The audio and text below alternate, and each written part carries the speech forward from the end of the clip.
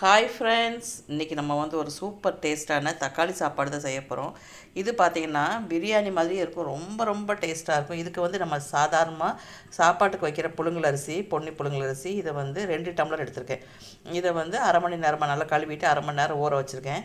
தண்ணியை வடித்து எடுத்து வச்சுருக்கேன். இதுக்கு பார்த்திங்கன்னா 3 பெரிய தக்காளி எடுத்துருக்கிறேன். அப்புறம் 2 பச்சை மிளகாய் எடுத்துருக்கேன். கொத்தமல்லி புதினா கட் பண்ணி வச்சுருக்கேன்.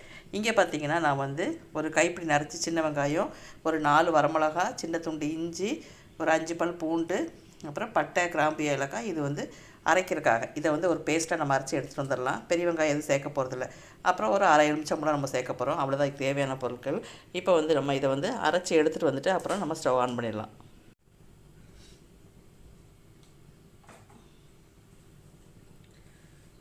இப்போ வந்து நான் அரைச்சி எடுத்துகிட்டு வந்துட்டேன். ஸ்டவ் ஆன் பண்ணிவிட்டு கொஞ்சமாக எண்ணெய் சேர்த்துக்கலாம். அடுத்தது நம்ம அரைச்சி எடுத்து வச்சுருக்கிற பேஸ்ட்டை சேர்த்துக்கலாம்.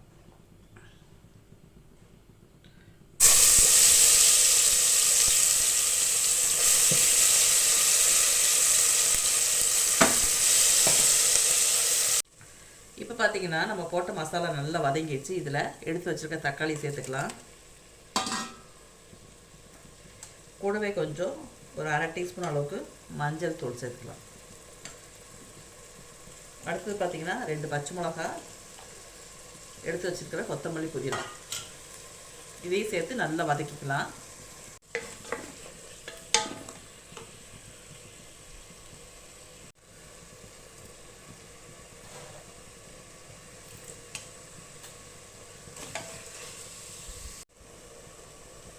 இப்போ பார்த்திங்கன்னா தக்காளி வந்து நல்லா மசிஞ்சிருச்சு.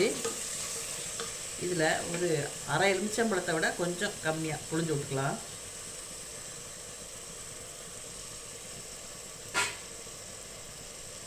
அடுத்தது தண்ணி சேர்த்துக்கலாம். 1க்கு 2 அளவு தண்ணி சேர்த்தோன்னா நமக்கு சரியாக இருக்கும். அந்த அளவுக்கு சேர்த்துட்டு உப்பெல்லாம் செக் பண்ணிக்கலாம். காரம் உப்பெல்லாம் செக் பண்ணிக்கலாம்.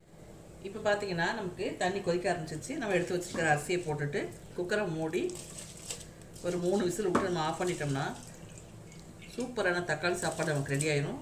பிரியாணி மாதிரியே இருக்கும் பார்க்குறதுக்கு. சாப்பிட்றதுக்கும் பிரியாணி மாதிரியே தான் இருக்கும். இதில் தேங்காய் பால் வேணா கூட ஊற்றிக்கலாம். அப்போவும் டேஸ்ட் நல்லாயிருக்கும். நான் இன்றைக்கி தேங்காய் பால் ஊற்றலை. இவ்வளோதான். நம்ம வந்து மூடி வச்சு 3 விசில் விட்டுடலாம். இங்கே பாருங்கள், நம்மளுடைய தக்காளி சாப்பாடு சூப்பராக ரெடி ஆயிடுச்சு. 3 விசிலுக்கு அப்புறம் நமக்கு வந்து இந்த மாதிரி உதிரி உதிரியாக கிடைக்கும். நம்ம இப்போ வந்து கிண்டிட்டு அப்புறம் பார்க்கலாம். பாருங்கள், நமக்கு தக்காளி சோறு வந்து சூப்பராக ரெடி ஆயிடுச்சு. இது கூட வந்து நம்ம தயிர் வெங்காயம் வச்சு சாப்பிட்டாலும் நல்லாயிருக்கும். இல்லை ஏதோ முட்டையோ ஊறுகாயோ ஏதோ ஒன்று வச்சுக்கலாம். ரொம்ப நல்லாயிருக்கும். ட்ரை பண்ணி பாருங்கள்.